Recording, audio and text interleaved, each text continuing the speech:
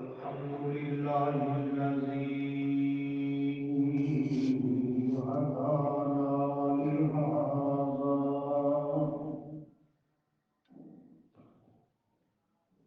وما كنا لنهتدي لولا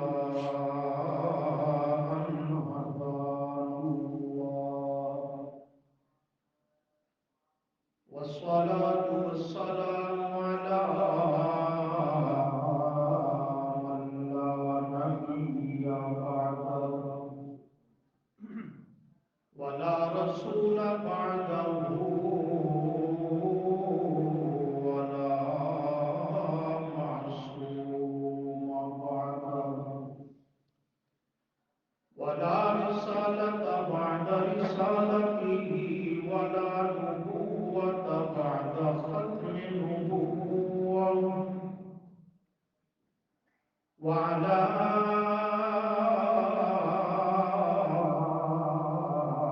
آله وأصحابه الذين قاطعوا الكفر والشرك والبدع أما بعد فأعوذ بالله من الشيطان الرجيم بسم الله الرحمن الرحيم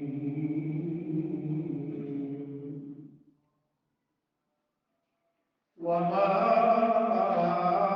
أرسلناك إلا رحمة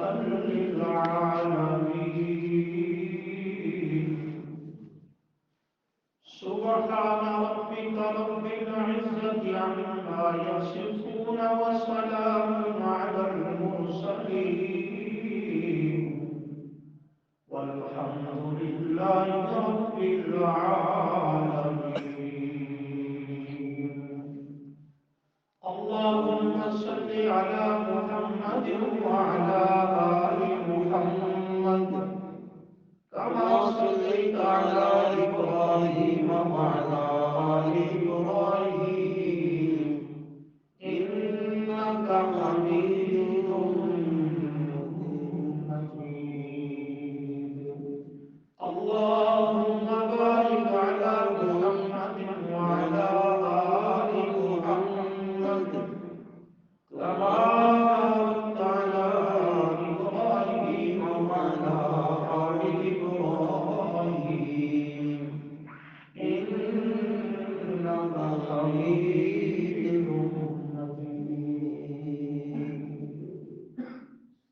أستغفر الله لا حول ولا قوة إلا بالله سبحان الله وبحمده سبحان الله العظيم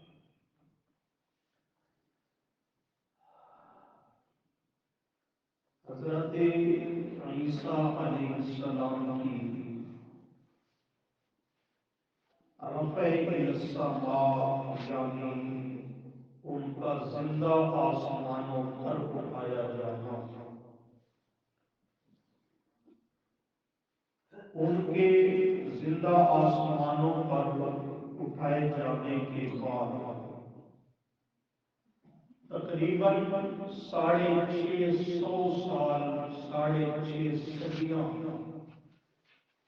گزر گئی بیت گئی جن میں کوئی اللہ نے نیا پیغمبر نہ بھیجا 650 سال کم بیش یہ عرصہ زمانہ دورانیہ گزر جانے کے بعد اللہ نے امام الانبیاء صلی اللہ علیہ وسلم کو مبعوث فرمایا اور بھیجا یہ جو حضرت عیسیٰ علیہ السلام کے زندہ آسمانوں پر اٹھائے جانے کے بعد سے لے کر نبی علیہ السلام کی بعثت تک کا زمانہ اور عرصہ ہے اسے زمانہ فترت کہا جاتا ہے زمانے فطرت کا سادہ معنی اور مفہوم یہ ہے کہ نبیوں سے خالی زمانہ، اس زمانے اور عرصے میں کوئی نبی نہیں آیا، وحی سے خالی زمانہ جس میں وحی کا نزول اور اجرا نہیں تھا۔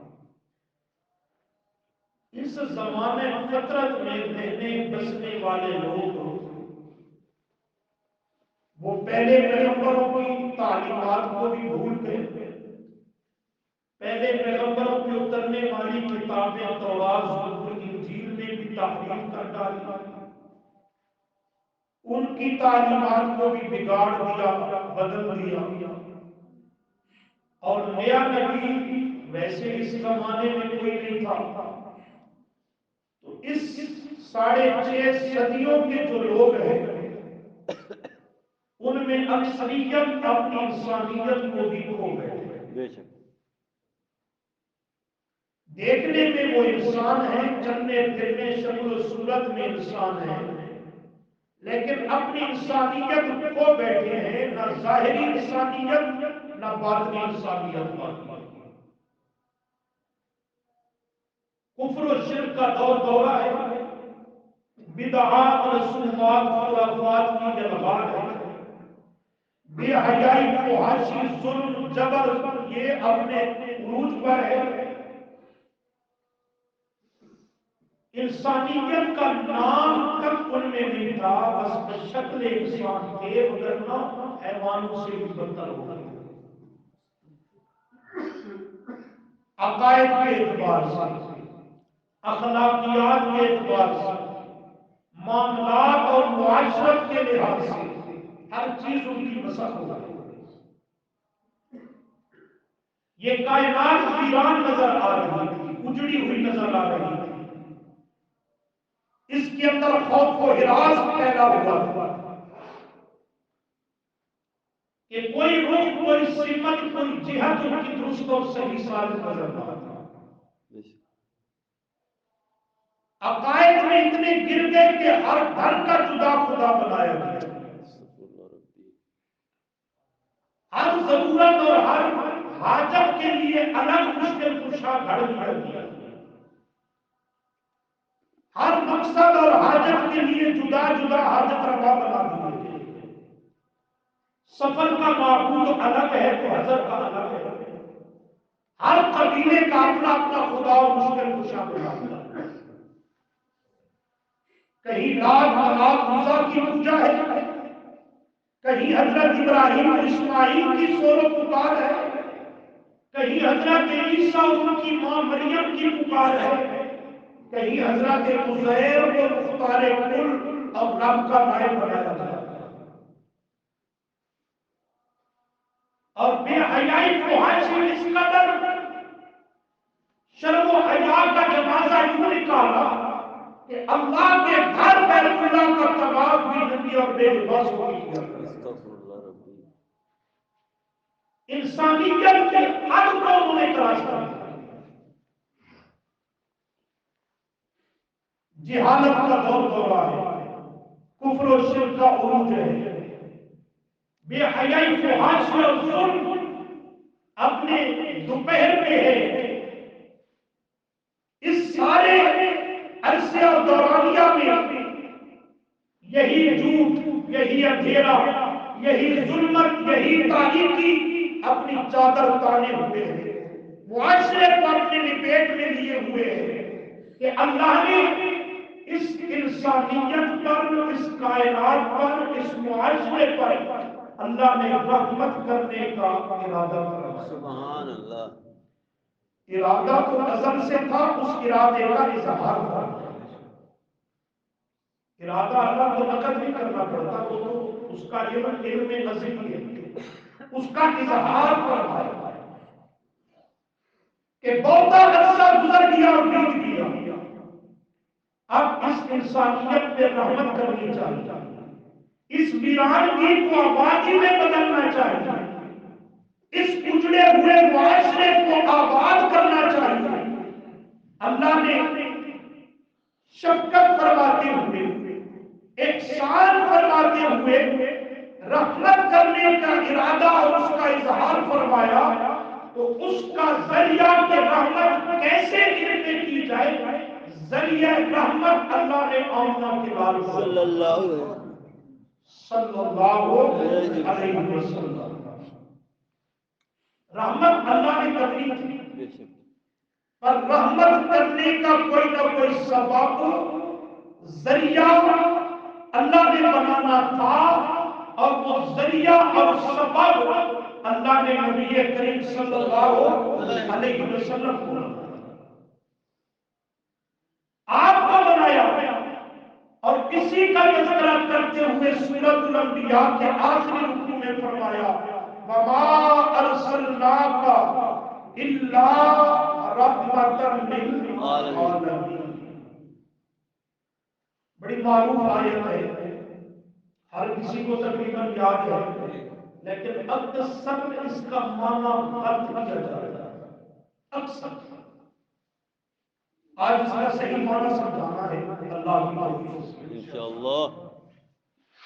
عام طور پہ معنی یہ کیا جاتا ہے کہ میرے محبوب ہم نے نہیں بھیجا آپ کو مگر رحمت بنا کر جہان والوں کے لیے۔ یہی سنتے رہتے ہیں، یہ معنی غلط ہے، یہ معنی درست نہیں ہے۔ یہاں رحمت کا لفظ مفعول لہو ہے، اور مفعول لہو وجہ اور سبب بنتا ہے۔ اس کا اصل معنی ہے وما ارسلناک، اور نہیں بھیجا ہم نے آپ کو الا مگر رحمتاً، باعث رحمت بنا کر، رحمت کا ذریعہ اور سبب بنا کر للعالمین، جہاں سبحان اللہ۔ فرق ہے معنی کے لیے وما ارسلناک الا رحمتاً للعالمین۔ جب اس کا معنی لوگوں نے غلط کیا کہ آپ کو اللہ نے رحمت بنا کر بھیجا، پھر آگے اس میں خرابی کتنی آئی، آگے پھر حاشیہ آرائی کی گئی کہ آپ کو جب اللہ نے رحمت بنا کر بھیجا تو اللہ کی رحمت تو ہر جگہ ہر وقت موجود ہے، ایک لمحہ بھی اللہ کی رحمت سائڈ پہ ہو جائے تو وہ کائنات کا نظام درم برم ہو جائے۔ جب آپ للعالمین، تمام جہان والوں کے لیے رحمت ہے، اور اللہ کی رحمت تمام جہانوں میں ہر وقت یکساں موجود ہے، تو اللہ کے نبی بھی کائنات میں اور تمام جہانوں میں ہر وقت یکساں حاضر ناظر موجود ہے۔ اس سے پھر عقیدہ نکالا حاضر ناظر، ہر وقت ہر جگہ موجود ہونا، ہر وقت ہر شے کو دیکھنا۔ جب بنیاد ہی غلط رکھی تو پھر نتیجہ بھی غلط نکلنا تھا۔ اب اس کا صحیح معنی یہ ہے جس پہ کوئی خرابی، کوئی اشکال اور سوال وارد نہیں ہوتا کہ وما ارسلناک، نہیں بھیجا ہم نے آپ کو میرے محبوب صلی اللہ علیہ وسلم الا مگر رحمتاً، باعث رحمت، باعث کا لفظ سمجھ آتا ہے، ذریعہ رحمت، رحمت کا سبب بنا کر للعالمین، تمام جہان والوں کے۔ ہم نے کائنات والوں پر، تمام جہان والوں پر رحمت کرنے کا فیصلہ کیا، تو اس رحمت کو کیسے ان پر پہنچائیں، ان پہ کیسے رحمت آئے، اس کا ذریعہ اور سبب ہم نے آپ کو بنایا میرے پیغمبر صلی اللہ علیہ وسلم۔ وما ارسلنا، نسبت اپنی طرف، نسبت ہم نے آپ کو بھیجا، اس میں آپ کی صداقت کا بیان ہے کہ میرے محبوب بناوٹی پیغمبر نے کسی کے اشارے پر دعوے نبوت نہیں کیا، جیسے مرزا دجال کو انگریز نے کھڑا اور تیار کیا، اپنی طرف نسبت کر کے آپ کی صداقت کو بیان کر دیا۔ وما ارسلناک الا، میرے محبوب صلی اللہ علیہ وسلم ہم ہی نے آپ کو بھیجا ہے، اور جس کو میں رب بھیجوں وہ رب کا سچا نبی ہے۔ اس کی نبوت اور صداقت، رسالت کی صداقتوں میں شک و شبہ کی گنجائش نہیں۔ ایک تو اس میں آپ کی صداقت کا بیان ہے اور دوسرا للعالمین میں آپ کی ختم نبوت کا بیان ہے کہ بھیجا ہے آپ کو تو للعالم، صرف عرب والوں کے لیے نہیں، للعجم صرف عجم والوں کے لیے نہیں، فلاں فلاں نہیں، فرمایا للعالمین تمام جہان والوں کے لیے ہم نے آپ کو باعث رحمت بنا کر بھیجا۔ جب میرا پیغمبر عالمی پروگرام لے کر کے ہماگیر دعوت لے کر کے مبعوث ہوا تو آپ کا زمانے نبوت دور رسالت وہ قیامت تک کے جنوں اس کو شامل ہے۔ آپ کا زمانہ جب ختم نہیں ہوگا تو نئے نبی رسول کی ضرورت نہیں۔ للعالمین کے اندر آپ کی ختم نبوت کا مضمون ہے اور درمیان میں فرمایا اللہ رحمت، اللہ رحمت۔ قرآن کی جامعیت دیکھ رہے ہیں، مختصر سی آیت، لمبی چوڑی نہیں، وما ارسلناک الا رحمتا للعالمین، مگر ان چند کلمات میں مختصر سی آیت میں اللہ نے ہدایت کے 3 مضمون بیان کر۔ سبحان اللہ۔ کتنے؟ ایک ارسلناک صداقت رسول، للعالمین ختم نبوت کو بیان کر دیا اور درمیان میں ہے رحمت، یہ تیسرا مضمون۔ یہ قرآن کی جامعیت اللہ کا کلام ہے اور اس کی یہی شان ہونی چاہیے، اس کی یہی شان ہونی چاہیے۔ تو عرض کیا کر رہا تھا، نہیں بھیجا ہم نے آپ کو الا مگر رحمتاً، کیا معنی کیا؟ باعث رحمت بنا کر، ذریعہ رحمت بنا کر، رحمت کا سبب بنا کر، للعالمین واسطے تمام جہان والوں کے۔ مقصد کیا ہے؟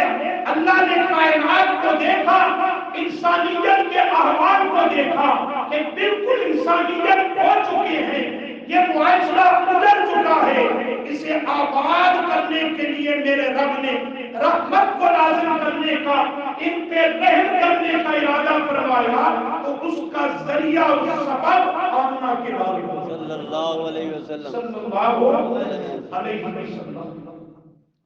آیت کا معنی آج سے صحیح جانتا ہے، آپ کو باعث رحمت بنا کر دیا، وہ رب کی رحمت اس کے بندوں پر آنے کا، پہنچنے اور ابلاغ کا آپ کو ذریعہ اور سبب میرے رب نے بنایا کہ اللہ اپنے بندوں پہ رحمت کرنا چاہتا تھا، درمیان میں آمنہ کے لال کو کھڑا کر۔ سبحان اللہ۔ اور اس رحمت کا ذریعہ سبب اللہ نے میرے محبوب کو بنایا کہ اللہ نے وہ رحمت میرے نبی کو عطا کی، میرے نبی نے رب کے امر سے آگے اس کے بندوں تک اس کو۔ سبحان اللہ۔ اب سمجھنے کی ایک بات باقی ہے کہ وہ رحمت کون سی ہے، وہ رحمت کون سی ہے؟ یہ میرے لیے بڑی آزمائش کی بات کہ وقت بہت مختصر ہوتا ہے اور آپ وقت پہ تشریف لاتے ہیں۔ چلو جو چند کا رواج ادا ہونے پوری اللہ کو آمین۔ سمجھنے کی بات یہ ہے کہ وہ رحمت کون سی ہے جو اللہ اپنے بندوں پر کرنا چاہتا تھا اور اس کا ذریعہ اور سبب میرے محبوب کو بنایا، تو یہ رحمت کون سی ہے؟ یہ خود قرآن سے کرتا ہے۔ سبحان اللہ۔ خود قرآن سے پوچھتے ہیں کہ وہ رحمت کون سی؟ 15ویں پارہ میں فرمایا وَنُنَزِّلُ مِنَ الْقُرْآنِ مَا هُوَ شِفَاءٌ وَرَحْمَةٌ لِّلْمُؤْمِنِينَ۔ وہ رحمت یہی خود قرآن ہے۔ وہ رحمت کون سی ہے؟ سورہ یونس میں فرمایا یا ایھا الناس قد جاءتکم موعظۃ من ربکم وشفاء لما فی الصدور وہدی ورحمۃ للمؤمنین۔ یہاں بھی یہی مضمون ہے کہ وہ رحمت خود یہی قرآن ہے، اور سورہ قصص کے آخر میں فرمایا وَمَا كُنْتَ تَرْجُو أَن يُلْقَىٰ علیکل کتاب الا رحمتا من ربک، وہ رحمت یہی کتاب اللہ قرآن مقدس ہے۔ سورہ دخان میں فرمایا آمین والکتاب المبین انا انزلناہ فی لیلۃ مبارکۃ انا کنا منذرین فیہا یفرق کل امر حکیم امرا من عندنا انا کنا مرسلین رحمتا من ربک انہ هو السمیع العلیم۔ وہ رحمت یہی خود قرآن ہے، اس پر 20 آیات موجود ہیں، جس سے یہ بات اور مضمون سمجھ آتا ہے کہ اللہ کی وہ رحمت جو کائنات میں نازل کر کے اپنے بندوں میں وہ رحمت پہنچا کر کے انہیں دوبارہ انسانیت کا سبق دینا چاہتا تھا، اجڑی ہوئی انسانیت کو آباد اور بحال کرنا چاہتا تھا، ویرانگی کو آبادیوں میں میرا رب بدلنا چاہتا تھا۔ وہ رحمت خود قرآن ہے، اللہ نے اس کو اپنے بندوں پہ کرنے اور پہنچانے کا ارادہ فرمایا، تو اللہ نے اس رحمت کا ذریعہ اور سبب وما ارسلناک الا رحمتا للعالمین، میرے محبوب کو بنا دیا۔ سمجھ آئیے کہ وہ رحمت کیا ہے؟ قرآن۔ وہ رحمت کیا ہے؟ قرآن۔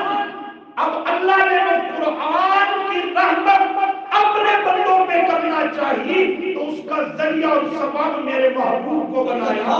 یہی معنی ہے ما ارسلناک الا رحمتا للعالمین۔ کیسے بنایا؟ اللہ کریم فرماتے ہیں وہ قرآن فی کتاب مکنون بل هو قرآن مجید فی لوح محفوظ۔ لوح کا معنی تختی، محفوظ کا معنی محفوظ، وہ تختی، وہ بورڈ، وہ لوح محفوظ، اس کے اندر یہ قرآن لکھا ہوا تھا، موجود تھا، محفوظ تھا۔ اور فی کتاب مکنون، مکنون کا معنی چھپا ہوا تھا، مخلوق کی نظروں اور نگاہوں سے۔ اللہ کریم فرماتے ہیں وہاں سے ہم نے اپنے بندوں پہ اس کو نازل کرنا چاہا، ان پر اس کو پہنچانا چاہا، لیکن یہ امانت بہت بھاری تھی، یہ خزانہ بہت وزنی تھا، اس کا جلال ہیبت اور روب دبدبا وہ بہت عالی شان تھا کہ عام انسان اس کا متحمل نہیں تھا۔ اس پر ہم نازل کر دے تو وہ اس کو برداشت، آپ نے توجہ نہیں کی، وہ اس کو برداشت نہیں کرنے والا تھا۔ کیوں؟ اس لیے کہ یہ کوئی معمولی کلام نہیں، معمولی خزانہ نہیں۔ لو انزلنا هذا القرآن على جبل اگر ہم اس قرآن کو کسی بڑے سے بڑے پہاڑ پر نازل کر دیتے لرأیتہ، انسان دیکھتا اس کو خاشعا متصدعا من خشیت اللہ۔ دو لفظ قرآن نے ذکر کیے، جب ہم کسی پہاڑ پر اس قرآن کو نازل کر دیتے، اس میں شعور ادراک کی صفت پیدا کر دیتے، اگر خاشعا وہ دب جاتا۔ وہ کیا کر جاتا؟ کیسے؟ اونٹ پہ، خچر پہ آپ اس کی طاقت اور وسعت سے زیادہ وزن ڈالیں تو وہ بیٹھ جاتا ہے، ایسے ہو جاتا ہے، جھک جاتا ہے، نیچے ہو جاتا ہے، وزن اس کی ہمت سے زیادہ ڈالنا۔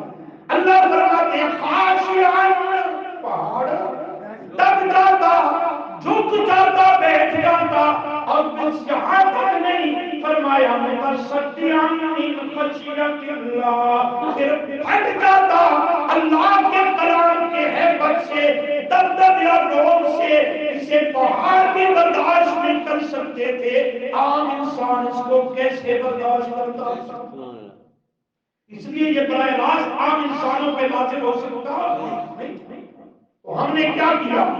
انسانوں ہی سے ایک خاص انسان چنا، انسانوں میں سے ہی ایک خاص جوان چنا، انسان چنا اور اس کا چنا اور انتخاب کیا، اس کے اندر ہم نے یہ صلاحیتیں، یہ طاقتیں، یہ عظمتیں، یہ خوبیاں، یہ کمال، یہ اوصاف حمیدہ قرآن کو نازل کرنے سے پہلے رکھ دیے، تاکہ جس امانت کو پہاڑ بھی نہ برداشت کر سکے، آمنہ کے لال کا سینہ اسے اپنے دامن میں لے لے۔ سبحان اللہ۔ اور کیسے وہ اللہ نے منظر ذکر کیا، أَلَمْ نَشْرَحْ لَكَ صَدْرَكَ، ہر پیغمبر کو شرح صدر کی دولت عطا کی، لیکن ان کے مانگنے کے بعد ان کے حضرت موسیٰ کو بھی شرح صدر عطا کیا، لیکن ہاتھ اٹھا کر دامن پھیلا کر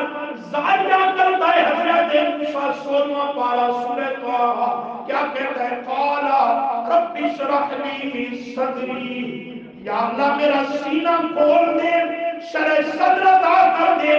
اللہ کریم فرماتے ہیں ایک وجہ کے مانگنے کے بعد شرح صدر کیا، اور شرح صدر بھی کیا تو اس درجے کا نہیں، اس مقام کا نہیں جس طرح آپ کو اللہ نے عطا کیا، لیکن جب آپ کی باری آئی آپ نے مانگا ہی نہیں، دعا بھی نہیں کی، اللہ فرماتے ہیں ہم نے از خود آپ پر شرح صدر کیا، اور اتنا شرح صدر اور سینہ وسیع و عریض کیا، اس میں علم کو بھر دیا، تحمل کو رکھ دیا، بردباری کو رکھ دیا۔ اللہ کریم فرماتے ہیں سوالات کرو بیش انبیاء کے سینے کو اللہ نے اتنا علم و حوصلے سے نہیں بھرا جتنا آمنہ کے لال کے سینے کو بھر دیا۔ سبحان اللہ۔ أَلَمْ نَشْرَحْ لَكَ صدرک۔ یہ استفہام انکاری ہے۔ أَلَمْ نَشْرَحْ یعنی قَدْ شَرَحْنَا لَكَ صَدْرَكَ، پکی بات ہے ہم نے آپ کے سینے کو کھول دیا، بن مانگے کھول دیا، اور کھولا بھی ایسا کہ لاکا صدر، جس شان سے، جس حیثیت اور درجے کا آپ کو شرح صدر ہم نے عطا کیا، یہ آپ ہی کا خاصہ ہے، لاکا اس جیسا شان کسی کو نہیں بولا۔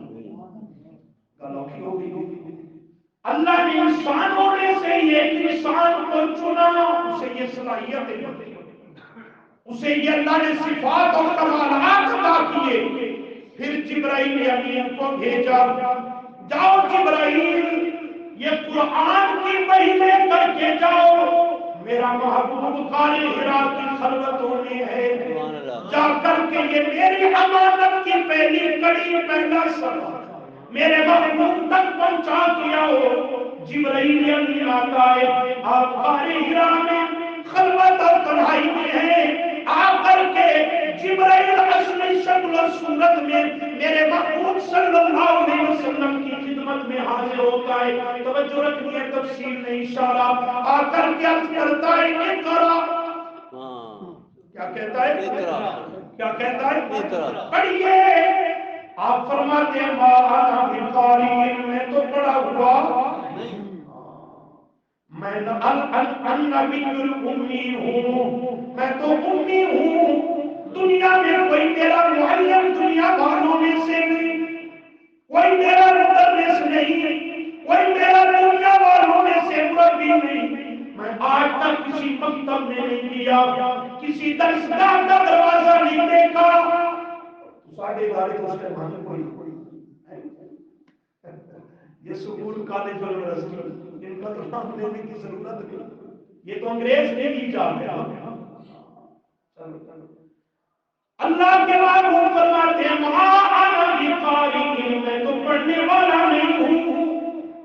جبرائیل دوسری بار عرض کرتا ہے، ساتھ بغل پیر بھی کرتا ہے، تیسری بار عرض کرتا ہے، اللہ نے فرمایا جبرائیل صرف اقرا پہ نہ رہے، آگے چل، کہیں کوئی سننے والا تجھے میرے نبی کا استاد نہ سمجھ لے، آگے چلتا کہ پتہ چل جائے میرے نبی کا استاد صرف رب العالمین ہے، جبرائیل بھی خادم کی حیثیت سے ہے، میرے نبی کا معلم نہیں ہے۔ اللہ کریم کے اس اشارے سے جبرائیل آگے بڑھتا ہے اور کہتا ہے اقرا بسم ربک، اقرا، میں تو ایلچی ہوں، پیغام پہنچانے والا ہوں، تیرے رب کا فرشتہ ہوں، تیرے در کا غلام اور دربان ہوں،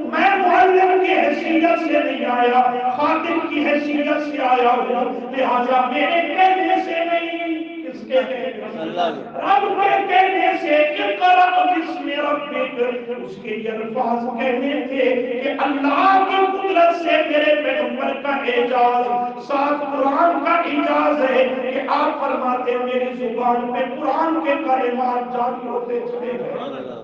سبحان اللہ۔ تو یہ رحمت کو اللہ نے نازل کرنا چاہا، سبق کا مضمون ہے نا ذہن میں کہ یہ انسانیت گزر چکی تھی، یہاں ایک جملہ کہنا چاہتا ہوں، انسانیت کو آباد کرنا چاہا تو اس آپ کا ذریعہ اور سبب بنایا اقرا، قرآن کا پڑھنا پڑھانا، اس کا درس و تدریس، اس کا تعلیم و تعلم، رہتی انسانیت کو سبق دے دیا کہ معاشرے کی اصلاح کا ایک ہی نصاب، ایک ہی فارمولہ ضابطہ ہے، اور وہی ضابطہ اور فارمولہ ہے جو میرے محبوب نے اس دور کے معاشرے کی اصلاح کے لیے استعمال اور اختیار کیا تھا۔ اگر آپ بھی معاشرے کی اصلاح چاہتے ہو، قرآن سے تعلق قائم کرنا ہوگا، اس کی تعلیمات کو عام کرنا ہوگا، اس کی اشاعت و ترویج کرنی ہوگی۔ جو جو قرآن کا نور پھیلتا جائے گا، اس کی روشنی پھیلتی چلی جائے گی۔ کفر کا اندھیرا، شرک کا اندھیرا، بدعات کے اندھیرے اور بے حیائی معاشرے کی ظلمت، اللہ کریم فرماتے ہیں وہ اپنا دامن سمیٹنے میں مجبور ہو جائے گی، معاشرت سے پاک ہوتا چلا جائے گا۔ یہ سارا دور اور معاشرہ آج بھی اگر اصلاح چاہتا ہے تو ذریعہ قرآن ہے۔ سبحان اللہ۔ ذریعہ کیا ہے؟ قرآن۔ اور ان سب خرابیوں کی بنیاد قرآن سے ناواقفیت ہے، بے شک۔ قرآن سے جہالت ہے۔ کبھی آپ غور کریں کہ مکہ اور عرب کے معاشرہ میں کفر تھا، جی بولو وقت نہیں تھا، جملہ سمجھو عام تھا، جملہ، شرک بھی تھا، بدعات تھی، بے حیائی فحاشی تھی، ظلم جبر تھا، جہالت بھی تھی، لیکن اس دور کو دور کفر نہیں کہا گیا۔ اس نقطے کو سمجھو، دور شرک نہیں کہا گیا، دور بدعت نہیں کہا گیا، دور بے حیائی و فحاشی کا نام اس دور کو نہیں دیا گیا، نام کیا دیا؟ دور جہالت، دور جہالت۔ جہالت۔ آخر کیوں؟ جس طرح جہالت ہے برابر کی دیگر خرابیاں وہ بھی موجود ہے، پر اس معاشرے کو نام دور جہالت کا کیوں دیا؟ اس لیے کہ سب خرابیوں کی جڑ وہ جہالت۔ کفر کیوں آیا؟ وجہ جہالت۔ شرک کیوں آیا؟ وجہ جہالت۔ بدعات بے حیائی ظلم کیوں؟ وجہ جہالت۔ ہر خرابی اور فساد بگاڑ کی وجہ بنیاد اور جڑ چونکہ جہالت ہے، اس لیے اس دور کو نام دیا دور جہالت۔ اور جہالت دور ہوتی ہے علم سے۔ کس سے؟ علم سے۔ اور علم وہ نہیں جسے میں اور آپ آج علم سمجھ بیٹھے ہیں، علم وہ ہے جس سے رب کی معرفت اور پہچان حاصل۔ سبحان اللہ۔ وہ علم ہے، یہ تیرے والا فن ہے، یہ علم نہیں یہ فن ہے۔ دنیا کمانے کا ہنر فن ہے، اس کا نام علم نہیں، علم نام ہے رب کی معرفت کا، رب کی پہچان کا۔ اللہ کریم نے اس جہالت کو دور کرنے کے لیے قرآن کا علم نازل کیا۔ سبحان اللہ۔ کون سا علم اتارا؟ قرآن کا۔ اقرأ بسم ربک، یہ قرآن کا علم اتارا، اور اس شان کے ساتھ کہ نزلہ علی قلبک، اتارا میرے محبوب کے قلب اقدس پر، جبرائیل کو ذریعہ بنایا۔ جبرائیل آتا ہے، آ کر کے رب کا پیغام پڑھتا اور سناتا ہے۔ میرے محبوب صلی اللہ علیہ وسلم اس خیال سے کہ جبرائیل آگے بڑھ جائے گا، کوئی کلمہ جملہ آیت لفظ حرف مجھ سے نہیں نہ جائے، آپ بھی ساتھ ساتھ پڑھنا شروع کر دیں۔ اللہ کو یہ عطا اس کی منشا کے خلاف، منشا کے خلاف فرمایا لا نحرک به لسانک لتعجل به۔ میرے محبوب آپ کا ارادہ نیت پاکیزہ، ساتھ ساتھ پڑھتے ہو تاکہ کوئی لفظ رہ نہ جائے، لیکن میں رب کہتا ہوں لا تحرک به لسانا، ساتھ ساتھ پڑھنے کی اجازت لا تحرک، زبان کو حرکت بھی دینے کی اجازت نہیں۔ یا اللہ کیوں؟ جبرائیل تیرا قاری پڑھ کے چلا جائے گا، کچھ یاد رہے گا کچھ نہیں رہے گا، کوئی حصہ رہ جائے، ساتھ ساتھ پڑھتا ہوا کے ساتھ زبان پہ جاری دل میں محفوظ ہوتا چلا جائے۔ اللہ نے فرمایا نہ میرے محبوب، خاموشی سے سننا آپ کا کام ہے، انا علینا جمعہ، قرآن کے موتیوں کو چن چن کے آپ کے سینے میں جمع کرنا، یہ ہمارا کام۔ سبحان اللہ، جمع قرآن آپ کے سینے میں کیا کر دوں گا؟ کیا کر دوں گا؟ اور جس کے سینے میں قرآن محفوظ اور جمع ہو جائے اسے کیا کہتے ہیں؟ حافظ۔ اسے کیا کہتے ہیں؟ حافظ۔ تو الفاظ دیگر فرمایا میرے محبوب قرآن خاموشی سے سنا کرو، باقی آپ کو قرآن کا حفظ کروانا یہ میں رب کے ذمہ ہے، میں خود بخود تمہیں بلا مشقت قرآن کا حافظ بنا۔ سینے میں جمع ہو تو وہ حافظ قرآن ہے، اور سینے والا قرآن زبان پہ پڑھے تو وہ قاری ہے قرآن۔ سبحان اللہ۔ اس لیے فرمایا صرف حافظ نہیں، وَقُرْآنَ آپ کی زبان اقدس پر اس کو جاری کر کے آپ سے پڑھوا کر لوگوں تک اس کو پہنچوا کر میرے پیغمبر میں آپ کو مفت میں قاری بھی بنا دوں۔ سبحان اللہ۔ بس فرمایا میں یہ تیسرا انعام یہ کار کروں گا، ثم ان علینا بیانہ، آپ کو قرآن کا بیان، اس کی تفسیر، شرح کا بھی علم عطا کروں گا۔ اِنَّا أَنزَلْنَا إِلَيْكَ الْكِتَابَ إِلَّا لِتُبَيِّنَ لِلنَّاسِ، ہم نے اس کو نازل اسی لیے کیا تاکہ آپ قرآن کی بیان کریں، اس کے شارح بنے، مفسر بنے۔ آپ خاموشی سے سنتے چلے جائیں، قرآن کا حافظ بھی بناؤں گا، قاری بھی بناؤں گا، اور قرآن کا مفسر اور مبین بھی میں اللہ آپ کو۔ سبحان اللہ صلی اللہ علیہ وسلم۔ اس شان کے ساتھ نازل کیا۔ پھر میرے محبوب نے اس کو بیان کرنا شروع کیا۔ 23 سالہ دور نبوت کے اندر آپ نے ہر مقام پر اس کو بیان کیا۔ اللہ کریم نے نقطہ سمجھا دیا، یہی قرآن والی رحمت میں اللہ اپنے بندوں پہ کرنا چاہتا تھا، اس کا ذریعہ اور سبب بنایا۔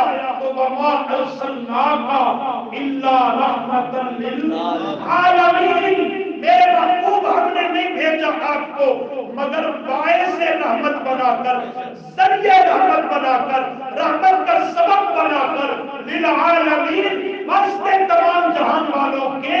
تو اللہ نے یہ قرآن والی رحمت اپنے بندوں پہ کرنا چاہیے، اس کا ذریعہ اور سبب بنایا امام الانبیاء صلی اللہ علیہ وسلم کو، اور آپ ہم پہ چھوڑ دیا کہ اس رحمت کے دسترخوان سے کون نفع اٹھاتا ہے، اس رحمت کے خزینے سے کون حصہ لیتا ہے، جو اس کے قریب آتا ہے قرآن اس کے دل میں اپنی جگہ خود بنا لیتا ہے، اور رب کی رحمت کا بسیرا اسے سامنے۔ سبحان اللہ۔ اذا قرئ القرآن فاستمعوا له وانصتوا لعلكم ترحمون، اس میں یہی مضمون ذکر کیا، جب قرآن پڑھا جا رہا ہو، خواہ لفظاً یا معنی مفہوماً تشریحاً کسی بھی رنگ میں پڑھا جا رہا ہو، بیان کیا جا رہا ہو، اس کی تعلیم دی جا رہی ہو، درس دیا جا رہا ہو، اس کی دعوت و تبلیغ کی جا رہی ہو، فرمایا کائنات کے لوگوں تم پہ 2 ڈیوٹیاں لازم ہیں، ایک فاستمعوا له، اس کو دھیان سے کان لگا کر کے قرآنی تعلیمات کو سنو، وانصتوا، اور ادب کی وجہ سے چپ رہو تاکہ قرآن کا ادب محفوظ رکھا جائے۔ جب یہ قرآن کو سنو گے، اس کی تعلیمات کو خاموشی اور دھیان کے ساتھ، تو قرآن خود رحمت بن کے آیا، تو لعلکم ترحمون، اس تعلق کی وجہ سے رب تم پہ بھی رحمت۔ سبحان اللہ۔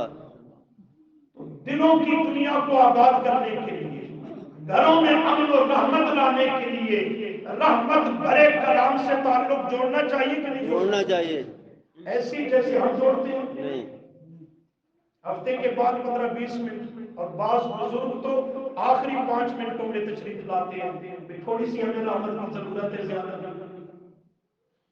ضرورت ہے کہ نہیں؟ جی ہے۔ اصل ہم اللہ کے عذابوں کے لپیٹ میں مسلسل رہتے رہتے کچھ عادی اور ڈیپ ہو چکے ہیں، وگرنہ کوئی فرد اس سے محفوظ نہیں جس کے اوپر اللہ کا غضب اور اللہ کی انکار نہ ہو، لیکن ہم اس قدر بے حس ہو گئے کہ اس کو محسوس ہی نہیں کر رہے۔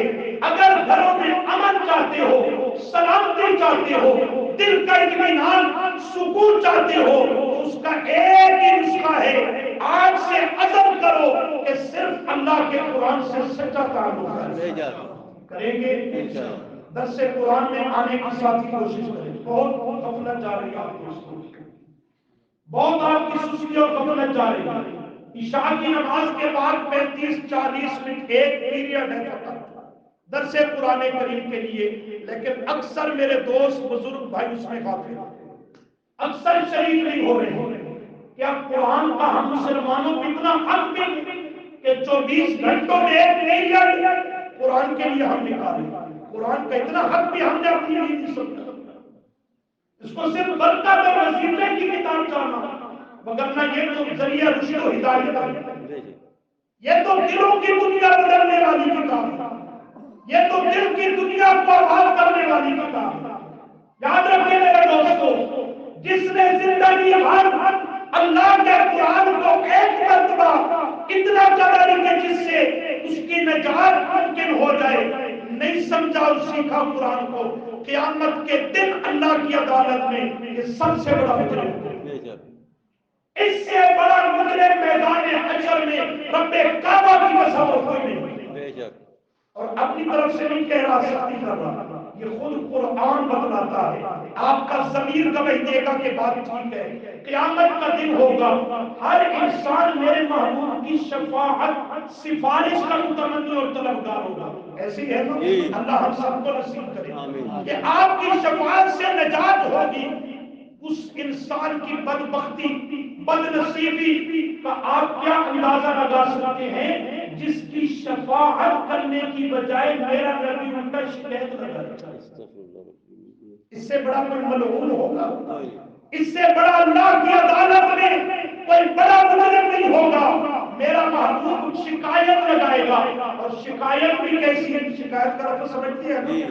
وقال الرسول یا ربی، کہے گا اللہ کا رسول، اے میرے رب، ان قومی، یہ میرا قومی، میرا امتی، میری طرف نسبت جوڑنے والا، میرا کلمہ پڑھنے والا، دین اسلام کا نام لیوا، کلمہ گو، ان قومی، اس کا جرم یہ ہے کہ اتخذوا ھذا القرآن مہجورا، انہوں نے قرآن کو ترک کیے رکھا، چھوڑے رکھا، اس کو اہمیت نہیں دی، زندگی بھر نہ سیکھا، نہ سمجھا، نہ عمل کیا۔ یہ میرا محبوب اللہ کی عدالت میں اس کے خلاف رٹ کرے گا، مقدمہ دائر کرے گا، شکایت کرے گا، شفاعت کرنا تو دور کی بات، الٹا یہ مجرم کی حیثیت سے پیش کیا جائے گا۔ کیا خیال ہے، اس سے بڑا کوئی بدبخت ہوگا؟ یہ آج نہیں سمجھیں گے ہم تو کب سمجھیں گے؟ مرنے کے بعد؟